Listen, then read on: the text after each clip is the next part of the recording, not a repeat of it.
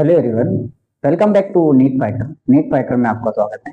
हम आज देखने वाले हैं पोस्ट मैंडलिंग जीन इंटरेक्शन। हम आज देखने वाले जीन जीन इंटरेक्शंस के बारे में समझने वाले। जीन्स क्या होते हैं, जीन्स की पैरिंग कैसी होती है, जीन्स किस किस फंक्शनिंग के लिए रिस्पॉन्स होते हैं, उसके बारे में हम डिटेल्स देखने वाले हैं।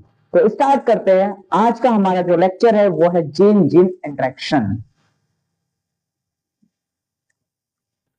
Gene gene interaction, gene gene interaction.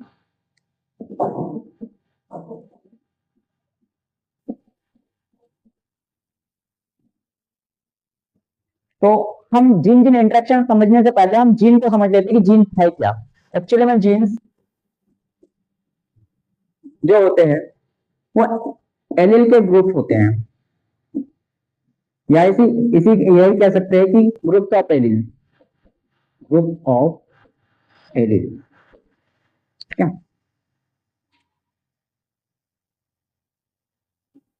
और ये किसमें रहते हैं, तो ये क्रोमोसोम में पाए जाते हैं, प्रेजेंट इन क्रोमोसोम।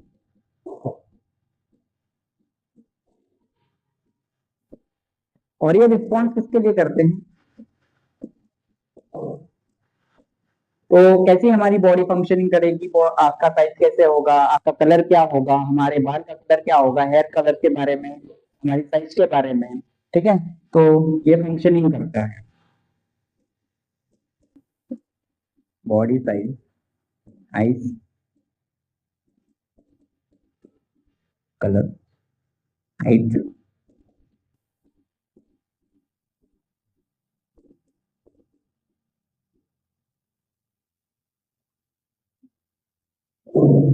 इतनी चीजों के लिए हमारा जो जीन है वो रिस्पॉन्स करते रहता है, और भी चीजों के लिए रिस्पॉन्स करता है, लेकिन हमने अभी रफली इतना ही समझा। तो स्टार्ट करते हैं कि जीन जीन इंटरेक्शन। तो जीन जीन नाम से स्पष्ट है कि जीन का जीन के साथ इंटरेक्ट कैसे होता है, कौन सा जीन किस जीन के साथ इंटरेक्ट कैसे होता है उसको देखते हैं। तो हम एक केस देखते हैं सिकल सेल एनीमिया का। तो यहाँ पे दो लोकस बना दिया, एक ए है और एक बी है। एक दो तीन चार पाँच छः, एक दो तीन चार पाँच छः। तो एक नंबर का जीन, दो, तीन, चार, पाँच और छः। छठवें नंबर का जो जीन है हमारा, वो सिकल सेल एनीमिया के लिए रिस्पॉन्स करता है। किसके लिए करता है? Sickle cell anemia. ठीक है। तो यहाँ पे भी सेम लोकस है, दो लोकस पे छठवें नंबर का जो जीन है वो किसके लिए रिस्पॉन्स करता है, तो वो करता है सिकल सेल एनीमिया के। अगर हमने क्या किया, एक दो तीन चार पाँच, अब हम यहाँ पे जो जिनकी है, जिनकी पैरिंग को जो नंबर है उसको एक्सचेंज कर देंगे, तो यहाँ पे क्या हो जाएगा, मिसमैच हो जाएगा, और मिसमैच होगा तो डिसऑर्डर हो जाते हैं। यही चीज को हम डिटेल्स में देखने वाले हैं जीन जीन इंटरेक्शन में। ठीक है।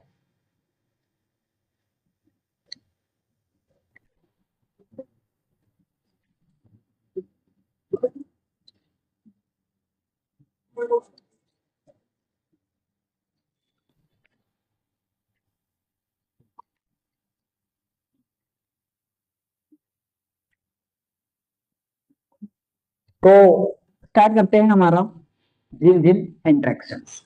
अभी तक हमने जो समझा वो इंट्रोड्यूस वाला पार्ट था, जो कि जीन्स के रिलेटेड था कि जीन्स क्या होते हैं। अब हम यहाँ पे जीन जीन इंटरेक्शन देखने वाले हैं।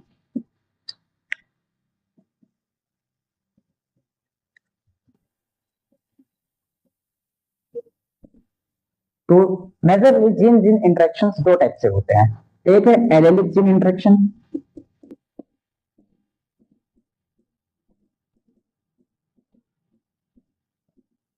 एक है हमारा एलेलिक जीन इंटरेक्शन,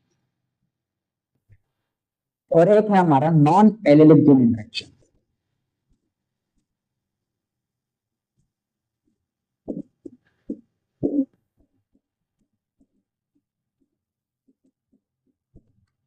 ठीक है। तो एक है हमारा एलेलिक जीन इंटरेक्शन और एक है हमारा नॉन जीन इंटरेक्शन। इसको हमने क्या किया, जीन जीन इंटरेक्शन को हमने दो क्लास में डिवाइड करके रखा है, एक है एलेलिक के फॉर्म में और एक है नॉन एलेलिक के फॉर्म में।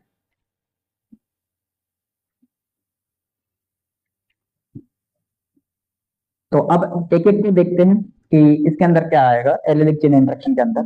पहला केस है हमारे पास इनकम्प्लीट डोमिनेंस, इनकम्प्लीट डोमिनेंस।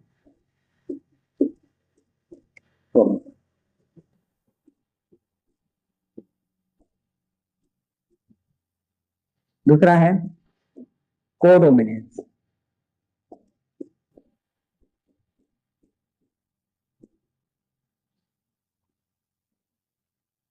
ठीक है, तो हम यहाँ पे एलिलिक जीन इंटरेक्शंस में एक देख रहे हैं इनकम्प्लीट डोमिनेंस क्या होता है, कोडोमिनेंस क्या हो सकता है, और यहाँ पे हम देखेंगे कॉम्प्लीमेंट्री जीन्स क्या होते हैं।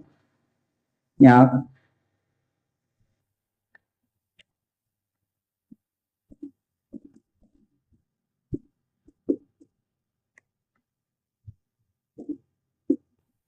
जीन्स या एलिलिक और एपिस्टेटिस को हम यहाँ पे टेकल करने वाले हैं। ये भी दो प्रकार से होते हैं एपिस्टेटिस, एक होता है डोमिनेंट और एक होता है रेसिस्टेंट।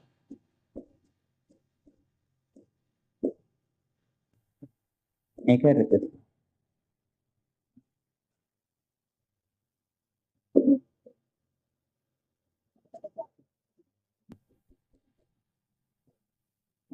ठीक है, तो हम देखने वाले हैं एलिलिक जीन इंटरेक्शन, एक इनकम्प्लीट डोमिनेंस, कोडोमिनेंस, और यहाँ पे देखेंगे कॉम्प्लीमेंट्री जीन्स, एलिल्स और एपिस्टेटिस में यहाँ पे मल्टीपल जीन्स भी आते हैं, मल्टीपल एलिल्स भी आते हैं, मल्टीपल एलिल्स। एक है पीलियोट्रोपिक, इतनी चीजों को हम टैकल करने वाले हैं। तो हमने क्या देखा कि जीन जीन इंटरेक्शन मेजरली दो क्लास में डिवाइड कर दिया हमने। एक लिखा एलिलिक जीन इंटरेक्शन जिसमें चार क्लासेस को सब क्लासेस में डिवाइड कर दिया। एक है इनकम्प्लीट डोमिनेंस, दूसरा है कोडोमिनेंस, तीसरा है मल्टीपल एलिल्स और चौथा है पिलोट्रोपिक। नॉन जीन इंटरेक्शंस में हमने दो क्लास डिवाइड कर दी, सब क्लासेस बना दी, कॉम्प्लीमेंट्री जीन्स की और एपिस्टेटिस की। एपिस्टेटिस में भी दो क्लास बना दी, एक है डोमिनेंट और एक है रिसेसिव। ठीक है, अब इसमें से हम टैकल करने वाले हैं अभी के केस में इनकम्प्लीट डोमिनेंस। ठीक है, तो अब देखेंगे हम इनकम्प्लीट डोमिनेंस क्या होता है।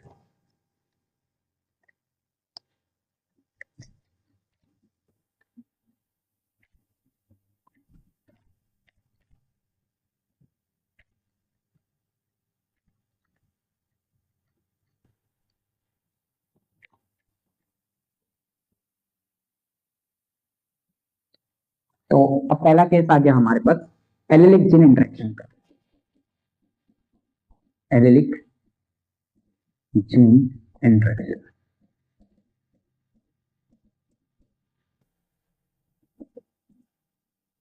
उसमें भी इनकम्प्लीट डोमिनेंस।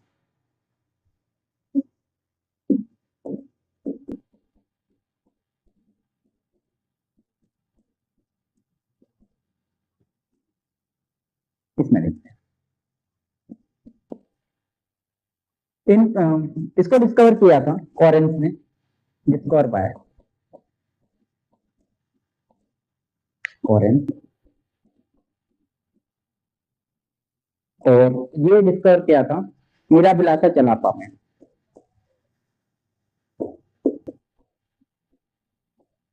जलापा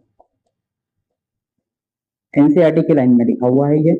ठीक है, और ये ज्यादातर पूछा भी जाता है कि इनकम्प्लीट डोमिनेंस का जो केस है वो कौन से प्लांट में डिस्कवर किया गया था, तो मीराबिला का जलापा। नीट में भी कई बार पूछा गया क्वेश्चन से, और इसी का एक और नाम है जिसको कहते हैं फोर्थ क्रॉप।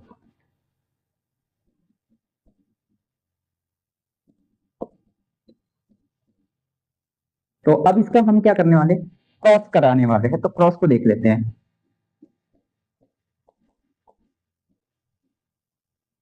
हमने पेरेंट कैरेक्टर्स लिए, पेरेंट कैरेक्टर में हमने लिया तो कैपिटल आर जो कि रेड कलर के लिए रिस्पॉन्स करता है, रेड कलर के लिए है, और इसका क्रॉस हमने स्मॉल आर जो कि व्हाइट कलर के लिए रिस्पॉन्स करता है।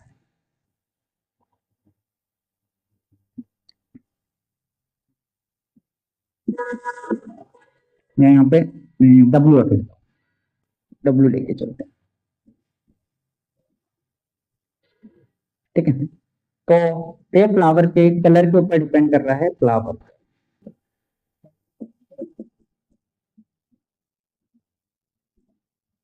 F1 जनरेशन में जब हमने इन दोनों का क्रॉस कराया तो हमारे को देखने को मिला कैपिटल आर कैपिटल डब्ल्यू। ये हमारे को F1 जनरेशन का रिजल्ट मिला। F1 जनरेशन का जो रिजल्ट था हमारा, कैपिटल आर कौन सा कलर के लिए रिस्पॉन्स था? तो रेड कलर के लिए था। और कैपिटल डब्ल्यू किसके लिए रिस्पॉन्स कर रहा था? तो व्हाइट कलर के फ्लावर के लिए रिस्पॉन्स कर रहा था। जब F1 जनरेशन में हम दोनों को मिला है तो हमारे को जो फ्लावर मिला, जो रिजल्ट मिला F1 जनरेशन का, वो मिला पिंक के रूप में, पिंक फ्लावर के रूप में, पिंक फ्लावर ये मिला। ठीक है, F1 जनरेशन का रिजल्ट क्या आया? पिंक आया। अब हम क्या करेंगे कि जो F1 का जो रिजल्ट आया उसी के साथ हमने क्या करा दी? सेल्फिंग करवा दी।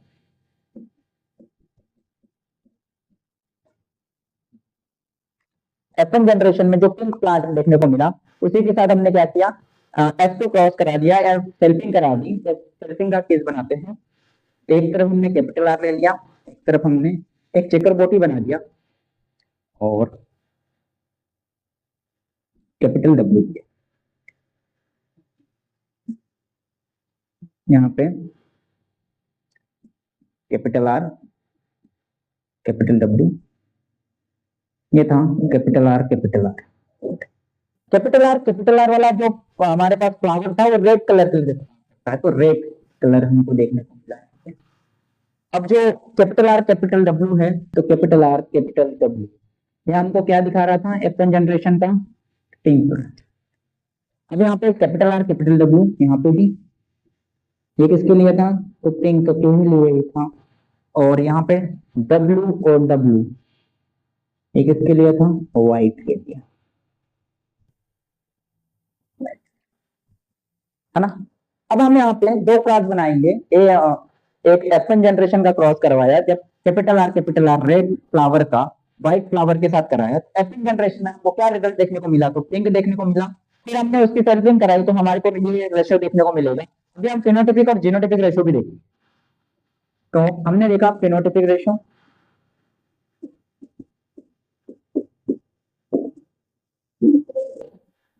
Phenotypic ratio.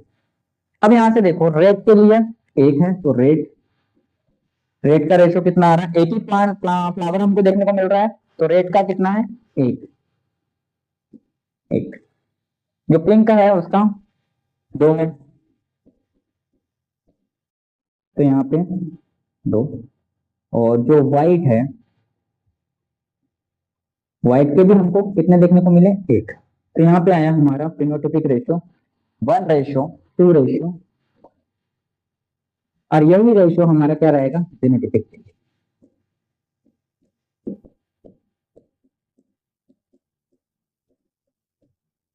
इनकम्प्लीट डोमिनेंस का रेशियो, फिनोटिपिक रेशियो क्या आया हमारा? 1:2:1, और जीनोटिपिक रेशियो भी क्या आएगा? 1:2:1। ठीक है, ये था हमारा एलिलिक जीन इंटरेक्शन का पहला केस, जिसमें हमने देखा था इनकम्प्लीट डोमिनेंस। इनकम्प्लीट डोमिनेंस को किसने डिस्कवर किया था? कोरेंस ने।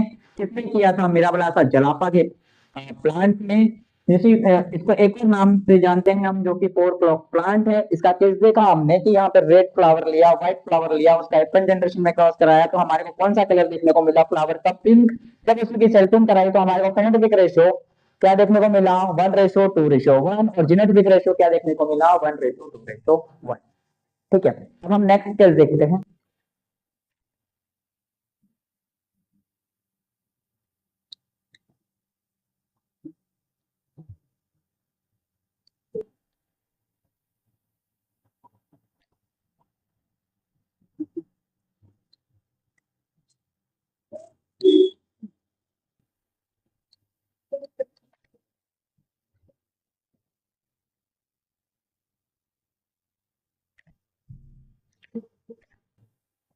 अब हम देख रहे हैं कोडोमिन।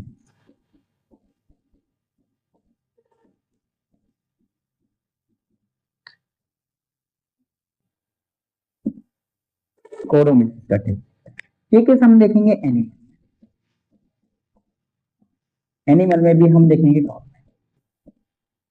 ठीक है, तो अब हम देखने वाले कोडोमिनेंस का केस क्या है। केस नंबर सेकेंड, इसका क्रॉस बना के देखने वाले हैं। तो हमने क्या किया, एक ले लिया R1 और इसका क्रॉस करा लिया R2 के साथ। ये क्रॉस करा रहे हैं हम। पहले हमारे पास क्या है, कोडोमिनेंस का केस है। हमने ये कहाँ प्रैक्टिस में कर रहे हैं, एनिमल्स में मेजर फॉर्म में देखने को मिलता है। हमने क्या लिया, R1 और R2 इन दोनों का क्रॉस करा दिया।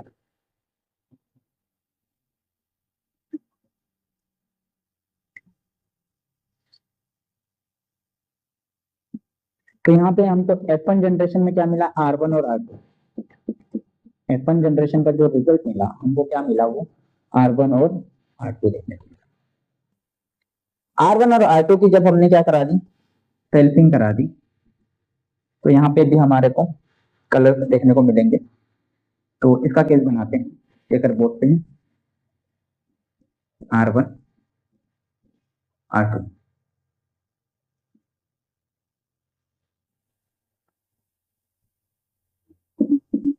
R1 R2, ये R1 हो गया, ये R1 R2 हो गया,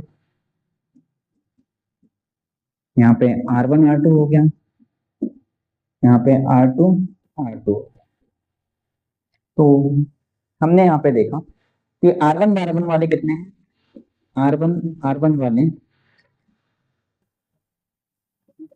जो कि रेड कलर के लिए रिस्पॉन्स करते थे, यहाँ वाइन कलर देखने को मिलेगा अपने को, और ये व्हाइट के लिए।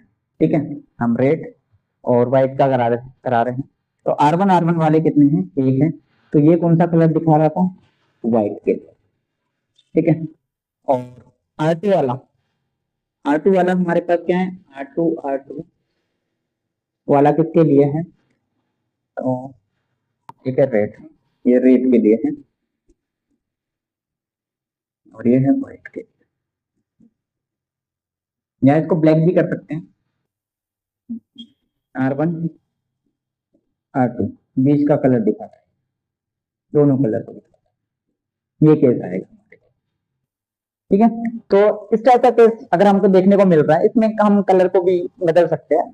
यहाँ पे रेड की जगह पे और कुछ दे सकते हैं, यहाँ पे व्हाइट के लिए। ये केस समझने के लिए है कि कोडोमिनेंस का जो क्रॉस बनता है वो किस टाइप से बनता है। तो ये बनता है R1 पे रेड कलर, R1 R2 पे रोहन बीच का कलर, और R2 पे व्हाइट कलर देखने को मिलता है।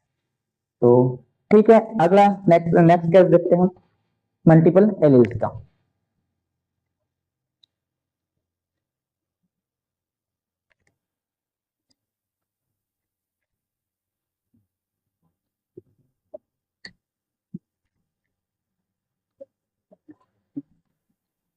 नेक्स्ट है मल्टीपल।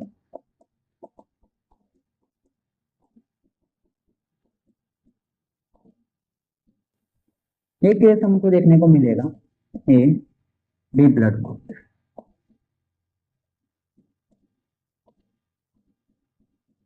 ठीक है, अब इसके क्रॉस बनाते हैं और समझते हैं। A B O blood,